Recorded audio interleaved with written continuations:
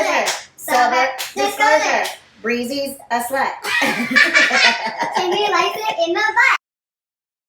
Are you or someone you know looking for support in recovery? Taste Recovery is your go-to directory for sober resources. Whether you're searching for treatment centers or sober living communities, Taste Recovery connects you with the right tools and support to help you on your journey. With a user-friendly platform and a comprehensive list of resources, Taste Recovery makes finding the help you need easier than ever. Start building your path to a healthier, sober life today. Visit tasterecovery.com to find the resources that work for you. Taste Recovery, your first step to a lasting positive change. Hi everyone, I'm Breezy. And I'm Jimmy. And we are Sober Disclosure. And for all of you out there listening, we are on Spotify and Apple Podcasts. And then you can also watch us live on camera on YouTube. Subscribe, like, follow. Yeah, at Sober Disclosure. We're here with Cheyenne, and he is the Sober Raver. Oh, cute. I knew that was. I was trying to find something like really funny, and I'm like, no, let's do a cute one today. Yeah. And look at this outfit. It's the I cutest know. thing I've ever seen in my life. Stylish. Yeah, It's funny. People are like, "Are you going to a party?" I'm like, "No, I'm going to the store." I'm going to the store. This is literally like how I dress. You know what I mean? Like, Yeah. I wear this to parties and raves and festivals, but I don't know. I just never grew out of it. Yeah. It's who you are. And now it's funny, like all the '90s rave gear, like all the Gen Z kids are wearing, like the bell bottoms and the, and like the oversized shirts and the baggy pants and the Jankos and it's like, dude, that's crazy to me. But I mean, I guess everything goes in a cycle, Yeah. That's very true. With fashion, especially. Very true. Okay, Cheyenne, how much time sober do you have? My sobriety date's November 8th, 2013. So this year, Cheyenne willing, I will be 12 years sober. Cheyenne willing? Yeah. I say that because God's always willing. Yeah. Oh, wow, I love But that. Cheyenne sometimes is. Yeah, it takes effort for Cheyenne to be willing. So I never say God willing because God's always willing. It's me who turns my back on God. Oh my God, Jimmy Willing. Literally, with not even a minute into the podcast, we've already gotten like A little light bulb. like a perfect little thing for Instagram. Yeah. Anyways, Clip. a little clip fake. Yeah. This is free. We're not paying you. Just so you know. Oh, you guys are paying me with your presence. We're paying you in love. I'll Yes. take it. Yes. I'll take it. So you have almost 12 years. Also, just FYI, I don't know if we know this about each other, but mine is November 10th. Wow. So we should start You should taking our definitely trips take a together. pic to you. Oh Yeah. my God, that's so Yeah. sweet. Cheyenne and I had the privilege of being in our best friend's wedding this past weekend. I was the maid of honor and he was the best man, and we got to walk down the aisle together. Aww. And it was so special. Oh, yeah. And I we did were my just best cracking to each other up. Make her laugh so she didn't cry going down the aisle. I thought I was making you laugh. Well, it was kind of a both. Yeah. I'm just kidding. Because I cried at that. I cried once we got there. That's for sure. I know, we were Aw. crying a lot. You're a big softie. I love that. Yeah, it's funny. I've gotten the same praise from a lot of people over my life. I totally thought you were going to be like an asshole. That's crazy. And I'm like, yeah, because I'm terrified of you. So I put up a wall. Don't talk to me. Don't look at me.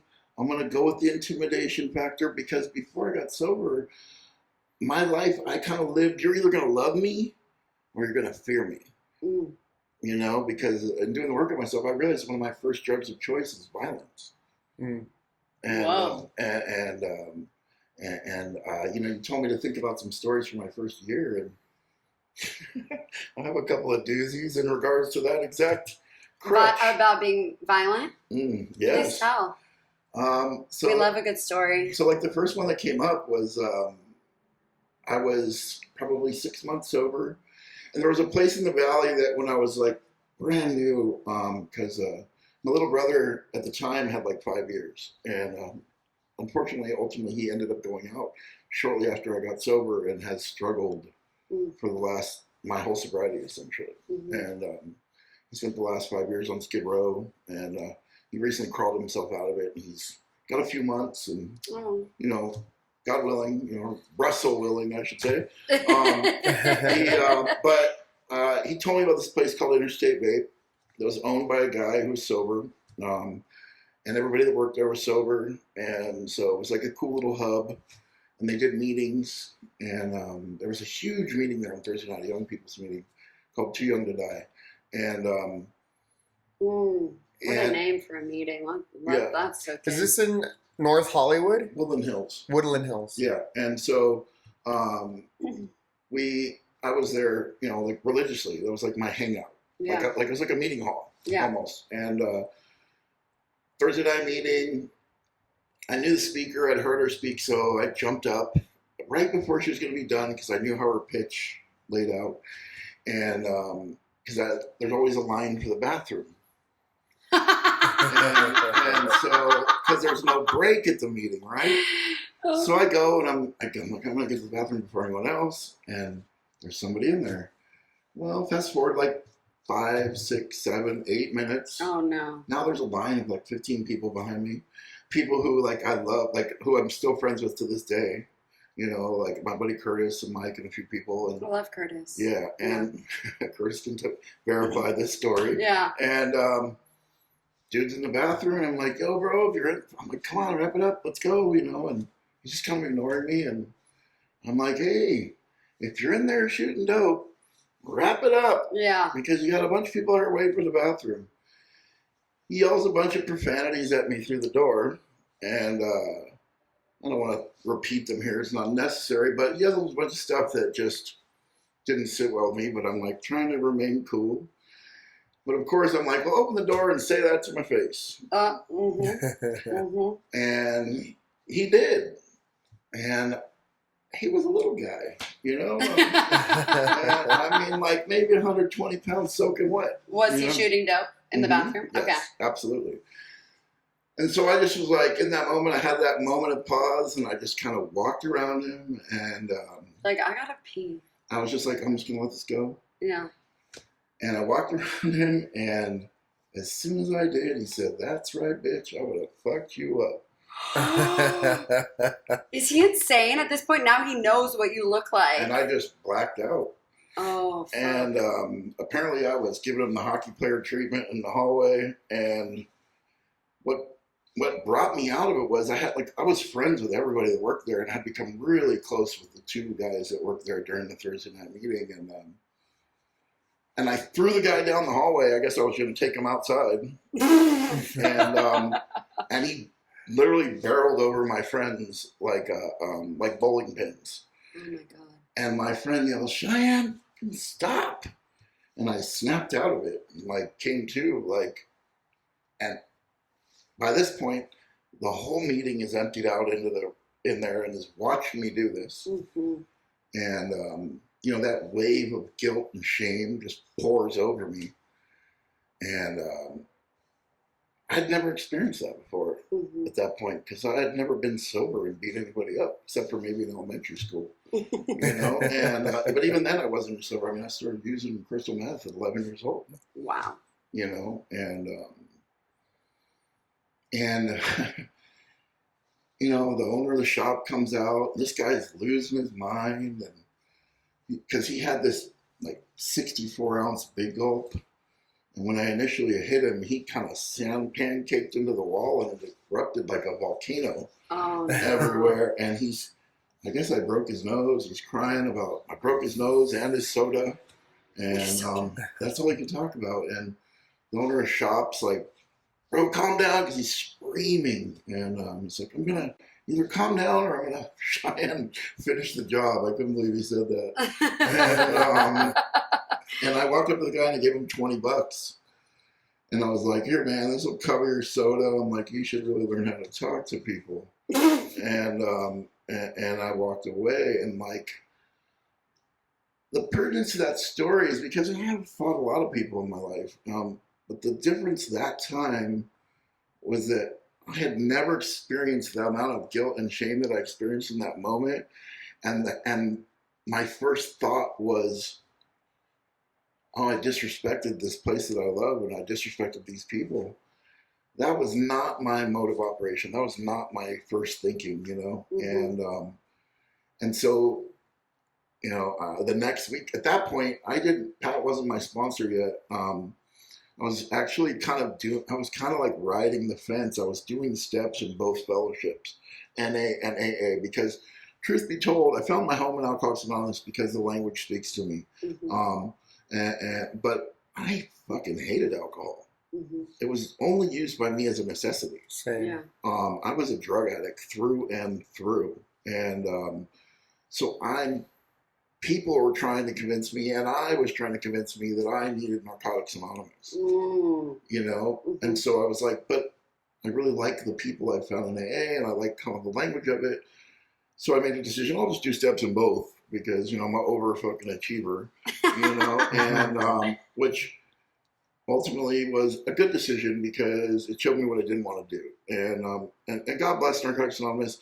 I know a ton of people that it's helped, but it just wasn't for me. Yeah. And I, I lost my train of thought. Oh, so, my next thought was, do I need to make an amends for that? Not necessarily to the guy, because I never saw him again.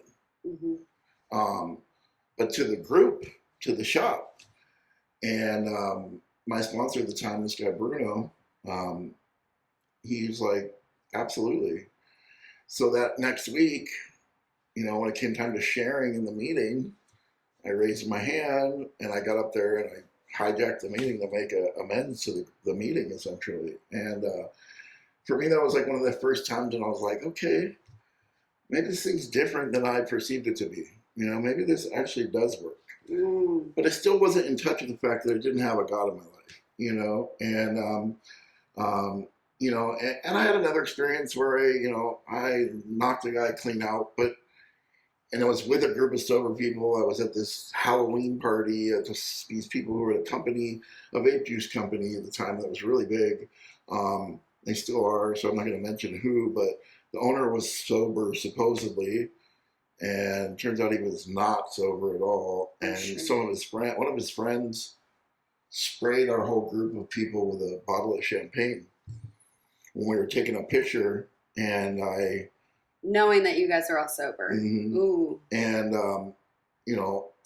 I was just like, okay, me and both my friend were like, you should let that go. And then he leaves the room and comes back and flips us all off.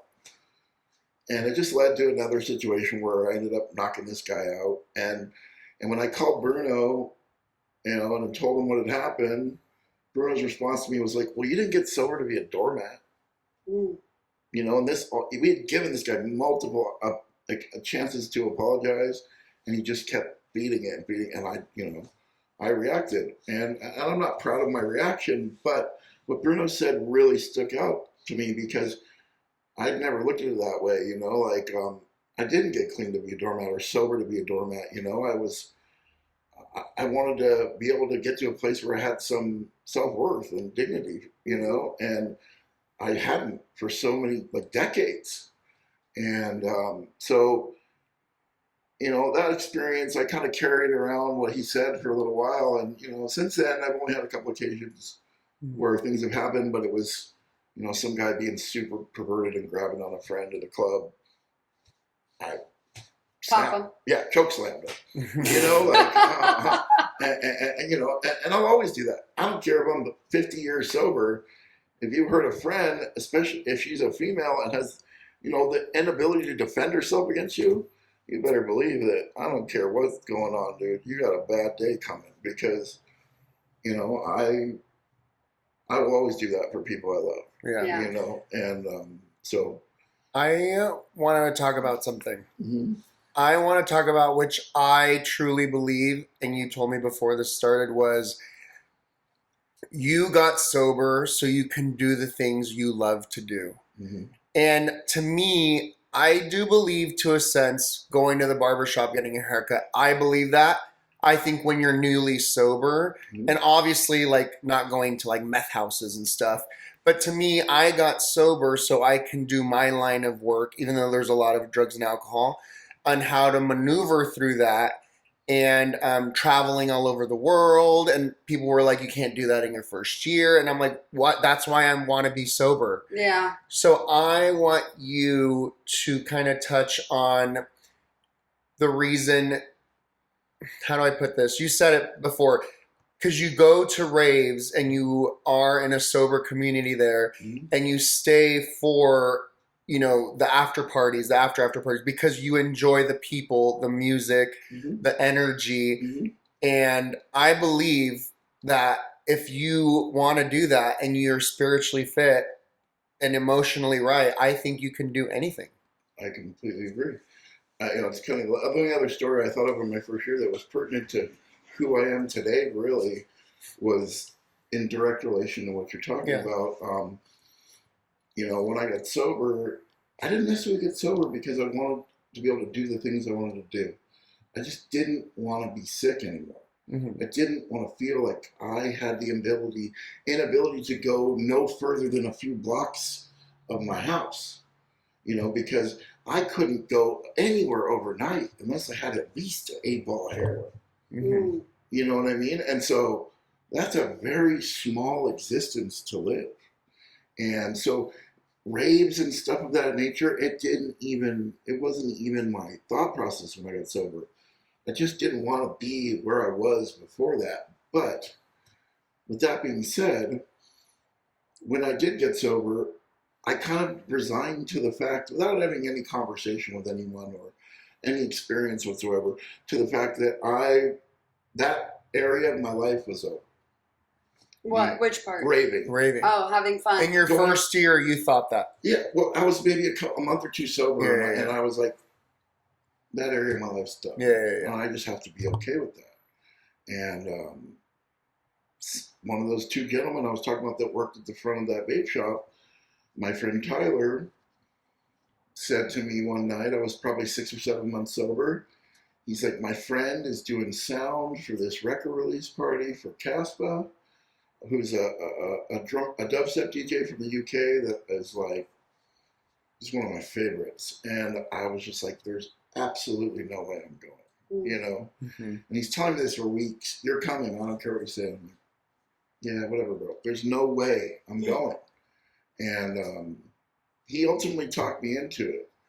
And so I went with a huge amount of fear and like reservations. Like, how much time sober did you have? Maybe 6 months, 7 months sober. And so I went to the show, and I walk in there, and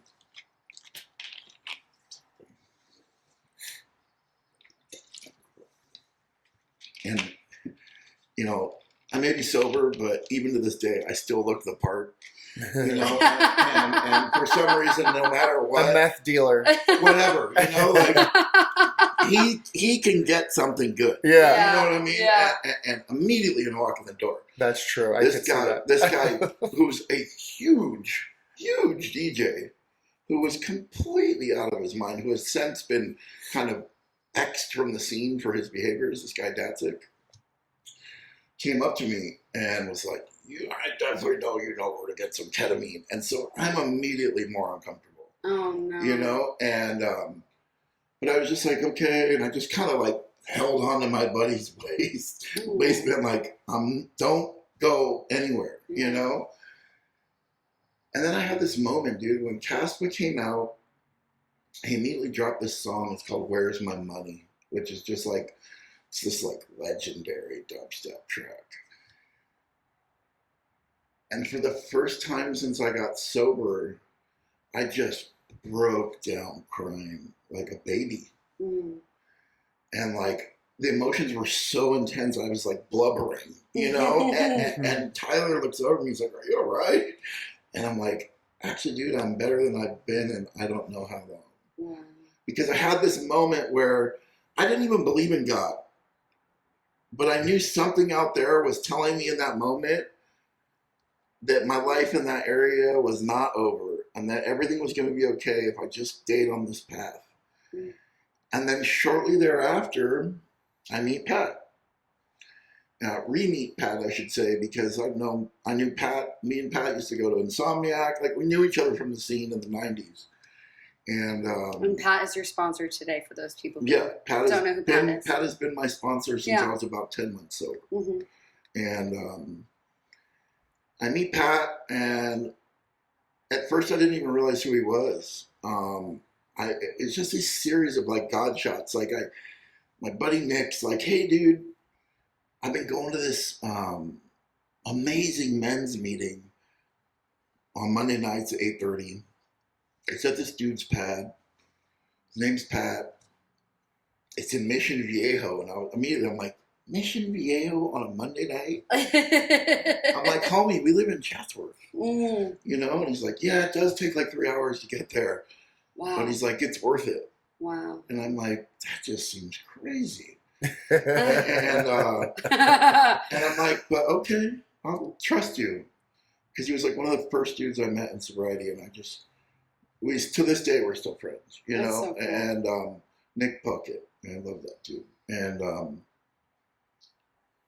And so we go to this meeting, and the meeting was just like, I walk in this dude's garage, there's like 60 guys. Half of them don't even have shirts on. You know, I want to go. Is it still on? not anymore. Weird. I Sounds like a porn. I always joked, I'm like, it smelled like county jail in there. You know? Oh my God. And like, it was just like dudes being dudes, right? Yeah. But then the meeting starts, and I had never heard men speak like that before. You know, like these dudes were no fucks given vulnerable. Mm-hmm. And I was just like, what the hell? Like, I didn't even know that was possible. Mm-hmm. You know, I grew up in a house where my dad was a drug smuggler, and a very, very prolific one. So from the early age, I was being taught that if anybody ever comes to the house looking for your father, you haven't seen him. This is not like being taught to keep things in, to lie. Yeah. You guys have a lot in common. Yeah. You know, and so we started going every week. And then I remember one night I'm standing in the kitchen and I'm talking to Pat, and I see this picture on the refrigerator behind him of this white boy with like a fro. And I'm like, man, I know that guy. And he starts to laugh, and I don't pick up on what's going on at first. And then he's like, I'm like, what's that guy's name? He's like, it's Pat, dumbass. You know? Like, it's me. And I was like, it just clicked. I was like, oh my God, you're Pat Ochoa. And that shortly thereafter, I asked Pat to be my sponsor. And then right after I asked him to be my sponsor, they started this thing called Consciousness Group. And essentially what Consciousness Group is we go into music festivals. I think now we're up to like 40-something festivals a year in the U.S. And Pat started this? Pat and a couple of his sponsees. Whoa. And a couple of my sponsor brothers. And we do all the Insomniac festivals essentially, except for like 2 in the United States every year. Then they also do Lollapalooza and Bonnaroo and Camp Visco and Outside Lands and Lightning in a Bottle, and recently have started moving into metal and rock festivals. And so we're doing the Aftershock Festival now. And essentially what we do is we create a sober sanctuary. We go in, we set up a tent, we decorate it, make it very inviting, lots of cool tapestries and shit like that, and tables across the front of the tent, so we just shrink down the able to entrance the tent with only a little aisle. And you know, what we host 3 sober support meetings a day. They're not affiliated with any fellowship because that would be against traditions. Mm-hmm. But we just refer to ourselves as clean and sober music fans, or clean and sober ravers, or some people call themselves sober bass heads. It's just whatever floats your boat. That's you know? really cute. I like that. And that's what Cody refers to himself as. Does he really? Yeah. He J would. Blaster. And we host the meetings. We essentially create a safe space for people who want to come to music festivals and raves and shit like that, but want to be able to do it sober, and they want to find like-minded individuals that they can connect with and party with, and not feel like their life is over, you know. And we put tables in the front. We cover them with candy, which is like a raver attractant, like you could smell the candy. Like, and the first couple years before we really got known, it was always the same thing. Like people come up, oh, how much is that tapestry? They think we're selling tapestry. Totally. The tie-dye stuff. And you always get one of two responses when you tell people what you're actually doing. Yeah. They either go, oh my God, that's so beautiful and amazing, or they go, I gotta go, because they're like afraid they're gonna catch sobriety, Right. And Pat introduced me to that, and it's just like I couldn't make it up the way my journey back into the rave scene occurred, and it just so happened that all occurred as the same time that I reconnected with some of my old rave friends, and they did the reunion, and so on and so forth, and now it's become, consciousness group has become this big thing where it's like we have lots of people in the meetings, and there's always new volunteers, and like some of the most profound experience. And the candy on the table thing is one of the most profound things, because the only way you can get the candy is you have to tell us a joke or a secret. Oh. Or make a donation to the nonprofit, Okay. And I would say a joke. And you hear a lot of funny jokes, but The secrets are gnarly, I've heard. Really? Gnarly. dude, To the group or one No. One person? person, just to depends on what they want to do. Because usually the way it works is we work in shifts, and so two people work a shift at a time, and that means we're at the table, Okay. And then the other requirement for you work a shift every day, and then you have to also attend 2 meetings a day. Mm. And otherwise, the rest of the time is up for you to do what you want. And you get to go enjoy the festival. Yeah, and you also get fed by catering that the event promoter gives you, and so it's a pretty sweet deal. And you're giving back to the community. Like I said, I couldn't make it up the way that my journey came back into the scene, and to be able to convince me when I was like 6 months sober that not only would I be raving again, that I would be of service in raves, and have created this, helped create this beautiful community of sober and people that aren't sober. Like I have friends from my rave family, like old school rave family, like my friend Noobs. She comes over to the tent all the time. She's become friends with a lot of the sober people, and she's not sober. She's not like out of her mind, but she goes and has fun. Yeah. And she I was at Maruk and Marley's wedding, and she texted me. She's like, "Can you send me those pictures that my new friend Cody sent you of us?" Because she had become friends with Cody, going to the tent looking for me, and so it's like this. I would have never believed that there's no way you could have got me to believe that my life would look the way it does today in that aspect, and that I get to be a part of something bigger than me in the rave scene also. Do people find the tent and hear about people being sober and raving and go to their first meeting ever? Definitely. Does that happen often, or? Definitely. So, interestingly enough, there's a guy, I believe his name was Jimmy, and It was not me. Yeah. And he lives in Nevada, and he came to EDC one year, ended up getting pinched for selling ecstasy or something, right? Oh. Well, over the course of that next year, he ultimately got sober.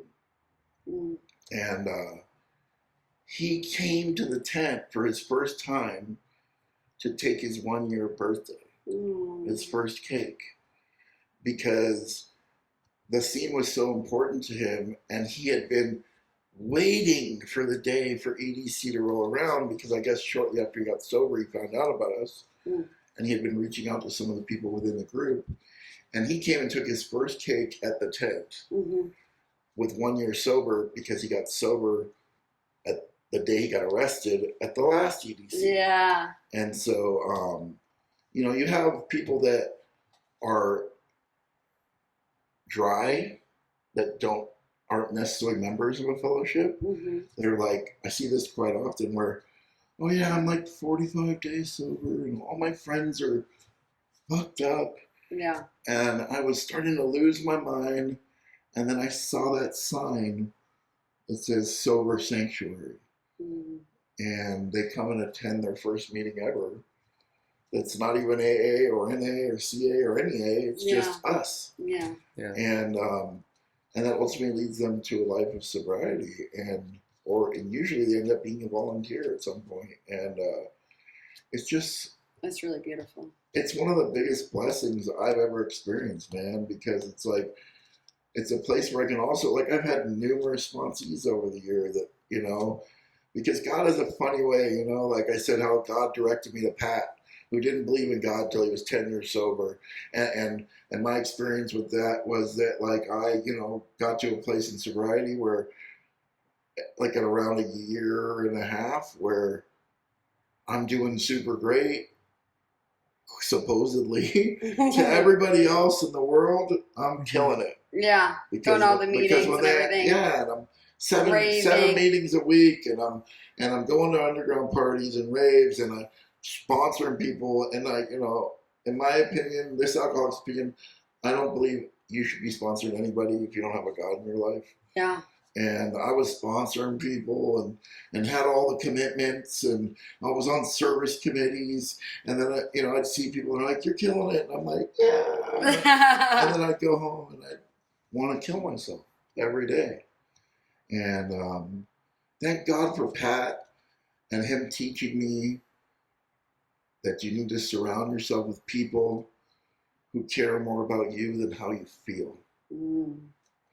And that's the game changer for me, man. You know, it's like, I'd rather have 4 quarters than 10 dimes, as long as those people are willing to be that way, then they're going to be in my life. Yeah. You know, and I finally found the willingness to be honest. I hadn't been in YPOP for a little bit. I was probably like, I don't know, 20 months sober, and somebody drags me to a YPOP event, which at the time was somewhere I wouldn't have been. And it was in Culver City, and I go walking up, and there's Pat.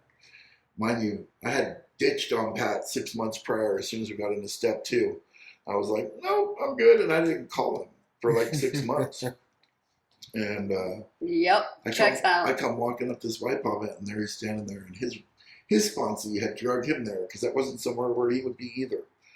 And of course it happens, you know, that way then. Yeah, and I walked up to him for the first time I was honest with someone, and I said, Pat, I'm going to kill myself. And he looked me dead in the eye, and he said, I'd probably want to kill myself too if I didn't have a God in my life. And he just walked away. Wow. And I was like, man, what a jerk. Yeah. But I chased him down, and he ultimately gave me some instructions, you know, that were like the game changer for me. And hit me with 6 words that changed my life. He said, how free do you want to be? And, you know, like, you would think those would be easy. That would be an easy question to answer, you know, but for me, I'm like, well, what do I got to do? And how much work is it going to take? And yeah. But at that moment, God saw fit for me to not override my decision with self and just be like, okay. Surrender. Yeah. And you know, it took about 2.5 years, but ultimately I fell in love with God.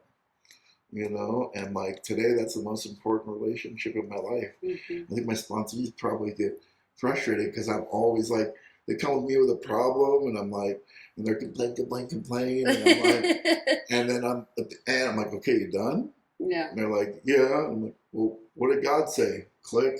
and I'm like, it's me telling them, dude, I'm not here for you to. That's not my job. My job is to lead you to God. Give your hand to him and teach you how to do that for the next person, you know? And so when you're going to moan about a bunch of BS, I'm just going to tell you to turn to God. But seems to be the most effective way for me to do it. And, you know, it's received in a way with people. You either love me or hate me as a sponsor is what it boils down to, because, like, you know, I'm going to hit you with some truth. Yeah. You know? Well, people want you yeah. to tell them what to do, and you're not directing them what to do. You're directing them to God. Yeah, because ultimately, God is my director. Yeah. So it should be yours too. Yeah. You know? And so, you know. Did you find a relationship with God through Pat doing that to you? Yes. Same thing. What Pat did that forced me was the directions I said that he gave me in that moment when he told me, you know, that I'd want to kill myself too, was he said, okay, dude, I know you get up at like 5 a.m. every day, which is true. And he's like, what you're going to do is before you go to the bathroom, he's like, and I know you're a little bit older, dude, so when you wake up, you need to go to the bathroom. But he's like, I don't care.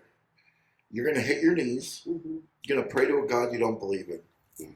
He's like, even if you have to say, God, I don't believe in you, but Pat told me to talk to you. And he's like, then, when you're done, you're going to sit in silence for a minimum of 5 minutes. He's like, then you're going to pick up the phone. You're going to call me. I'm never going to answer the phone at that time. But if you don't leave a voicemail, you might as well have not even called. Then you're allowed to go to the bathroom. And my first initial response is like, that is, without a doubt, the dumbest thing I've ever heard. How the hell is that going to help me? Mm-hmm. And that's when he said to me, how free do you want to be? You know, and so that kind of forced me. I was like at a jumping off point once again, where it's like, okay, dude, you're either going to do this or you're just going to walk away from the fellowship. Mm-hmm. And so ultimately I did it under prejudice, you know, which is funny because I led my life with prejudice against God. And, you know, it's kind of like not talked about a lot, but that's one of the most highly frequented used words in we agnostics is prejudice or prejudices. Mm-hmm. Because that's what we agnostics really is about. It's about identifying and ridding myself of these prejudices. And what's shielding me from the sunlight of the Spirit? What's blocking me from the love that God can give me? And so, you know, through that exercise that Pat taught me, which I still, for the most part, do on a regular basis. I don't necessarily call him every morning. Yeah. I still do those things. You hit your knees. Yeah. And that led me to this, and a series of like undeniable God shots of experiences, you know, spiritual experiences. But I think the real one that like led me to the awakening was the first time I got a guy all the way through the steps. Mm. And I completely from start to finish, I mean, never finished, but watched this evolution of this young man and watch them go from a dirty, conniving, thieving dope fiend like I was to this loving, giving, productive member of society who puts the lives of other alcoholics at the forefront of their existence, you know, and like is literally there, found their purpose like me, which is to help the next person. Mm-hmm. Mm-hmm. You know, it's like, well, if I got only one gift from recovery and that was it, the gift of knowing my purpose today is the biggest gift I could ever ask for. What's your purpose? To be of service to the next person. You know, to prove to people that there is light at the end of that tunnel. Mm-hmm. To prove that you can find your way out of the darkness. You can find your way out of the fire. You know, Pat held my hand and walked me out of the fire and gave me the ability to do that for the next person. So it's like, who am I to do anything less than that? You know, like, and that's what how I try and live. You know, it's like, dude, it's not a humble brag, but dude, it's starting at 4:30 in the afternoon because I've kind of got my sponsors pretty trained. If you call me before 4:30, I'm probably not going to answer the phone. But starting at 4:30, dude, my phone does not stop ringing. You know, and that's because I've got some sponsees who are just really into it. You Yeah. know, and I'm so grateful for that. And you know, and I got friends in AA who I'm constantly in contact with, and it's like if I'm not talking to a sponsee, I'm talking to someone I love from AA, and or you know, family or whatever. But generally, it's just my life is, you know, AA first. It has to be. I never really realized that until Pat said it to me one day. You know that like I know my purpose today, man, and that's the gift of this thing. You know, it's like there's a lot of gifts to it, but like I feel like that's the one that really is the game changer because it's like I went through my whole life, you know, like just kind of like a robot, you know, like especially like in my using, man, like you know, I was on crystal and I was a very, truth be told, I don't think I would have ended up getting sober had I not found opiates in my late 20s. I mean, not that I discovered them, but I avoided them the whole time because I like to go up. And I never liked the way people looked when they were on heroin or pills. That just doesn't look fun to me. Yeah. You know, and like I was a very high functioning methamphetamine user, like very successful at my job, always had a place and a truck and a car and all the stuff that society tells me I need to be okay. Mm-hmm. But I was like a soulless robot. And then I found opiates, and it took me the complete opposite direction. I was like living in a place of false intimacy and false connection, and like feeling like, oh, I'm so connected to whoever I'm with because heroin made me feel so good. And um, and then what ultimately happened is it convinced me that I didn't need anything else. And so I quit using meth long before I got sober, like a few years at least. And because heroin was doing for me what that did, it would wake me up in the morning, it would put me to sleep at night, and everything in between. And then ultimately what happened is that last year, it just became, and when I share at a meeting, I always akin it to, my life had become Groundhog's Day. You know, it was like I would wake up at 5 in the morning and I would fix. I would force myself to eat a little bit of something, go to work, somewhere between getting to work and lunch. I would force myself to eat before lunch a little bit of food so that I could fix at lunch. And it would last me till I got off work, which I would save a little bit for after work, fix, and then I'd be on the hunt to get more. And then stay up as late as I possibly could, because the longer I slept, the more withdrawals I was in when I woke up, and then do it all over again. And I think my first version of a surrender came one of those days, just super sick, just scored. I was on my way to my office, I called it, which was a porta potty at Quimby Park that I would fix in, you know, and something came over me in that moment that day, and I started almost yelling out loud to a God I didn't believe in. Is this the first time you got sober? So I consider it the first time I got sober because I was put in treatment by the courts. Oh. You know, Yeah. and I didn't want to be sober even a little bit. You know, I wasn't ready. And so I'm really good at doing what you tell me when I'm in a locked down environment, especially if I figure out that I can manipulate my way through the situation. And so when I was in Tarzana, that's exactly what I did. You know, I was in a county treatment center. You know, I always say my detox was county jail because I never been to a detox. The only time I've ever detoxed was either on the street or in county. Yeah. You know, and usually in county was when I actually detoxed because I never lasted more than 3 days on the street. You know,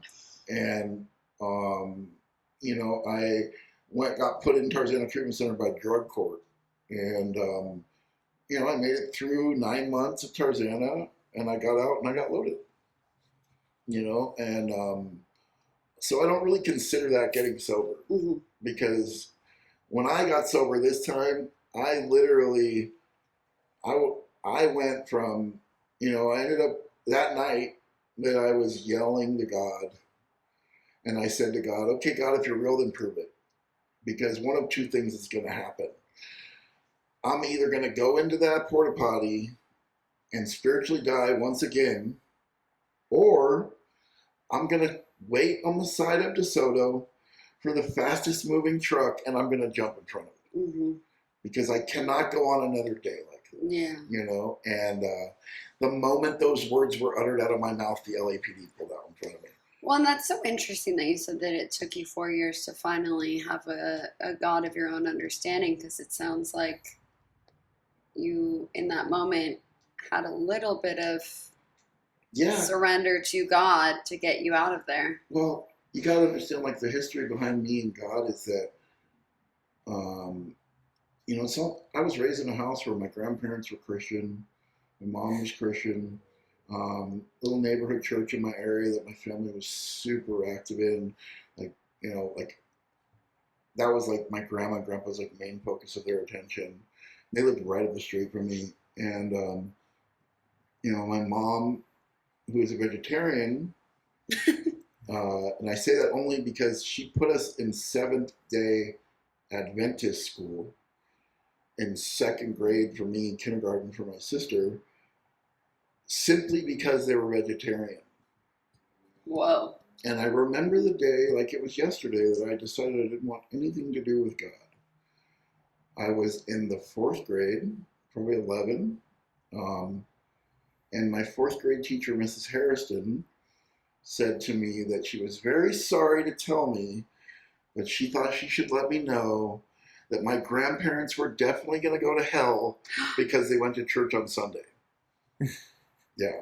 What does that even mean? What? Well, because Seventh-day Adventists go to church on Saturday.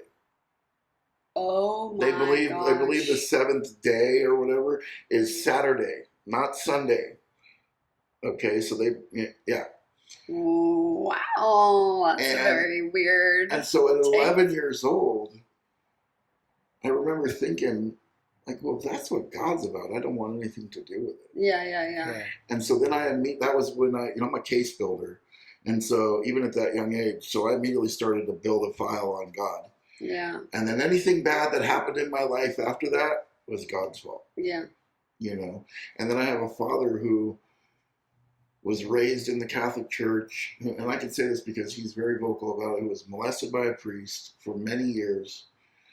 So he is not an atheist. You know, he ultimately became Buddhist, but very, very anti-Christianity, Catholicism, all that, you know. Yeah. And so it wasn't difficult for me to, you know, prescribe to those beliefs. Mm-hmm.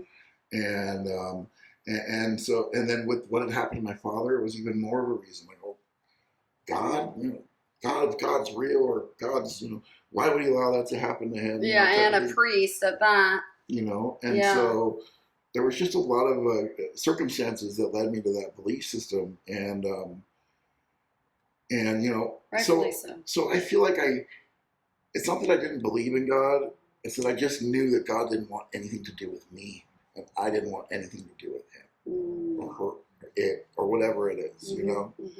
I do my best today not to assign a gender to God. So I use the word God a lot because I don't want to say him or her, because I just don't. My God is a spirit. Yeah. It's in everyone, and so I think it's stupid of me for myself to assign that way. But you know, so when I did that outspoken prayer, it came from a place of like, almost in hindsight, I think it came from a place of like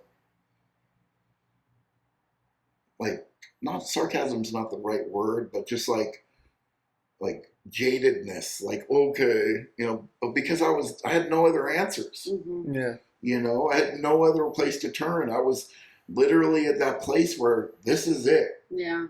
You know, and so I think out of like, yeah, right, this is gonna work did that. And the funniest part is, as soon as those words were uttered out of my mouth, the LAPD pulled out in front of me and ultimately get out the car. And, you know, I'm the guy who gets arrested by the same two cops in the San Fernando Valley that has probably, I think, 10,000 police officers. And it's the same two cops. Yeah. And he gets out, and Officer Coffee, who is driving, Mr. O'Day. Ah! You know, he knows me by name, you know. Because I'm the white boy that hangs out in this Hispanic gang's hood. Yeah. Because that's where I scored, because those were all childhood friends of mine. And so, Mr. O'Day, and before he could finish his sentence, I moved to him so fast that he actually went for his gun. And I handed him a gram of heroin, and I said, Coffee, take me to jail. I cannot stay sober on the street. Wow. And so in that moment, I took that as a sign. Like, not that I wasn't going to go to jail anyways, because I'm, you know, I never get away when I run from the police. Yeah. But I think the act of Surrender. not doing those things Yeah. was a form of surrender. Yeah. And so, you know, I was looking at a extended sentence, you know, a few years, and wildly enough, another the judge that comes out happens to be the guy who was my drug court judge, Of course. who loved me.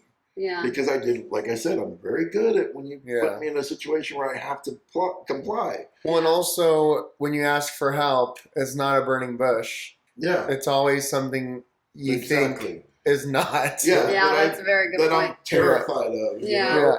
Yeah. Exactly, yeah. And so, you know, I ended up kicking in jail and had another experience with it.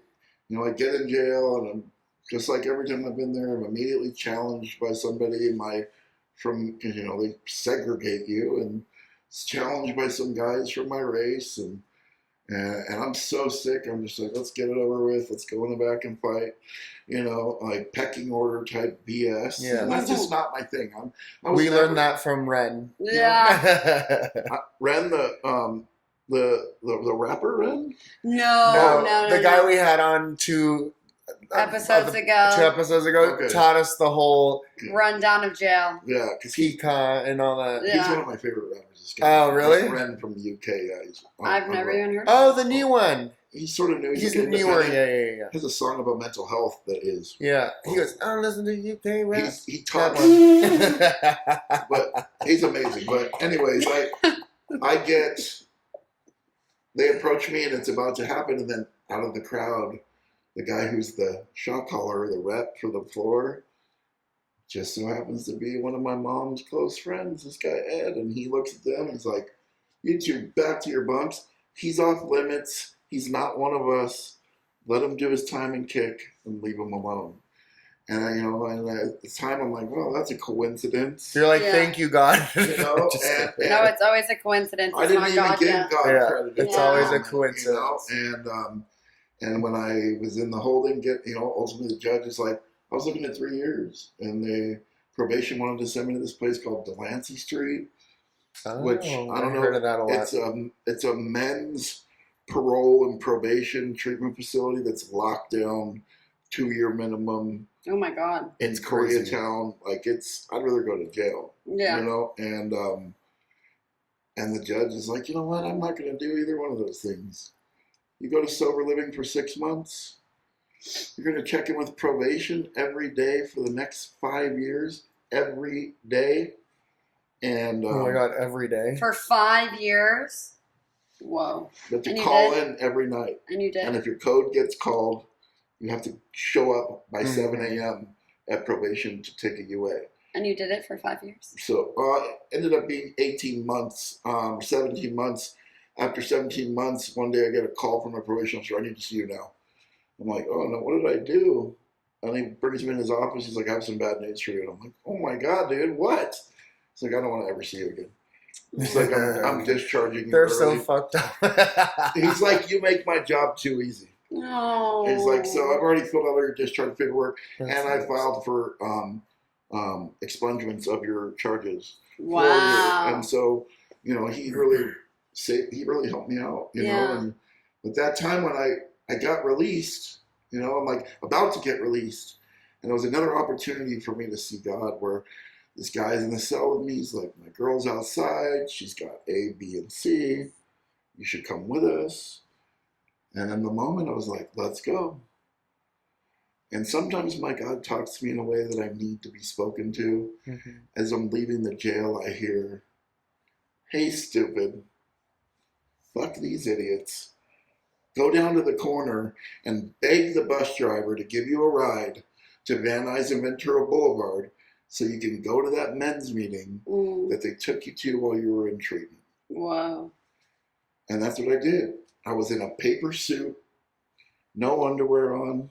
You could see right through the paper suit when the sun hits it. I'm in county shoes. I don't have a penny to my name. I don't have a cigarette. I stunk. See, that's the difference between having a mental blank spot and having I kind of came to.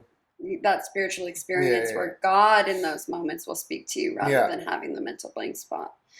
And Very I walked into interesting. that meeting and asked for help, and that's where I started. And that was what was so confusing about how I found myself in this place where I was like, oh, God. Yeah. You know, I don't, Yeah. because Because he did so much for you at that moment. Yeah. And ultimately, I had to take that rough path to God. But like the big book tells me that my story makes me uniquely qualified to help the next person. Mm-hmm. And so all those moments of those suicidal ideations and those moments of darkness and like the moments of feeling alone in a room full of people and all that stuff that led up to that moment were completely necessary, because now God leads sponsees into my life that find themselves with some time and they want to kill themselves Mm-hmm. because they don't have a relationship with God. Yeah. So speaking of those sponsees, as you know, this podcast is about people. We're trying to help people in their first year of sobriety. What is one piece of advice that you got besides what Pat had said to you that will help that newcomer? What's that you can give back to them? Your one piece of advice. I think the thing that hit me the hardest was someone who told me that fear is a liar. I love that everyone always says something completely different Yeah. when we ask this question. Fear is a liar. And that under no circumstances should I believe anything that my head is telling me, and that I should generally go with my second thought, especially in my first year, because until I have a spiritual practice that I can depend upon, my first thought is generally self. And self is a fucking liar, just like fear. Mm-hmm. And today I found myself in a place where fear is a tool. I heard it's funny, it's not a guy from the sobriety. I don't know if you're familiar with a guy named Customato. Customato is this old, little tiny Italian guy who discovered Mike Tyson on the street. And when Mike Tyson was like 16 and he was like an enforcer, right? For like gangs and drug dealers and stuff like that. And this guy Cuss was a boxing trainer, and he ultimately adopts Mike Tyson, and he made Mike Tyson into the person he is today. And he has a saying that is, fear is like fire. You can either cook your meal with it, or you can burn your house down with it. The choice is yours. And so I really try and live by that saying today, because when I find myself in a place of fear, what am I going to do with it? Yeah. Am I going to cower in the corner, or am I going to stand up and walk through it? It's like I firmly believe today that that's a tool in my arsenal, is to know that, to be able to identify when I'm in fear and utilize it. Yeah. Because the truth is, fear and faith can't exist in the same moment. And so if I'm in a place of fear, that means I'm lacking in faith, and I need to lean into that power, which will ultimately alleviate me of that fear, but I find it as like a very powerful tool today, and so for the new guy, man, just don't listen to your head. It's trying to kill you. Yeah. Don't just know in your heart of hearts that fear is a liar, and to go with that second thought, and always run shit past people you respect in recovery. You know, like, It's a very good piece of advice. you know, because it's like, it took me till I was probably 5 years sober to really have true conviction in the fact that I could trust my thoughts. Yeah, You know, same. 5 and years was like, you know, Yeah. and it. So I work hard on keeping myself in that place because it's nothing breaks my heart more than when I'm at a meeting and I hear a guy with 20, 30 years sober say, "Ah, I can't trust my thoughts. That's a dangerous place to be." Like, dude, what have you been doing yeah. for the Oh my God, last that's 20 such- or 30 yeah. years, dude? Literally. You know what I mean? It's Yeah. like when the book says the 100 men who have recovered from a seemingly hopeless state of mind and body, that's what they're talking about. hmm You know, I'm not living in a place where I can't trust what I'm thinking and I'm just full of fear. Yeah, You know, and like, it's a really good point. you know, and it's like, I just, Yeah. I'm so grateful for the big book. I'm so grateful for the practice that the big book teaches us about finding our way to God. Because it's like, you know, my sponsees probably I talk till they're blue in the face about God. You know, if I get up to a podium and I'm speaking to a meeting, I'm going to talk about God. Yeah. Yeah. You know, but like the book also tells me that the way that those people found their way to a place where they have recovered from the seemingly hopeless state in mind and body is by the relationship we've established with God. It says it right on page 45 of We Agnostics. Yeah. That the point of the big book is to bring you to a relationship with a higher power that will change your life. hmm For a man that cannot have that is a man who can't stay sober. It says that too. Yeah, you're absolutely right. You know, it's like I have a sponsor right now who's like really having a hard time separating the fact that, you know, he's a very, very staunch Christian, but he's having a hard time realizing that you have to almost separate the two. Yeah. You have to almost like that God of your own understanding that you find in Alcoholics Anonymous.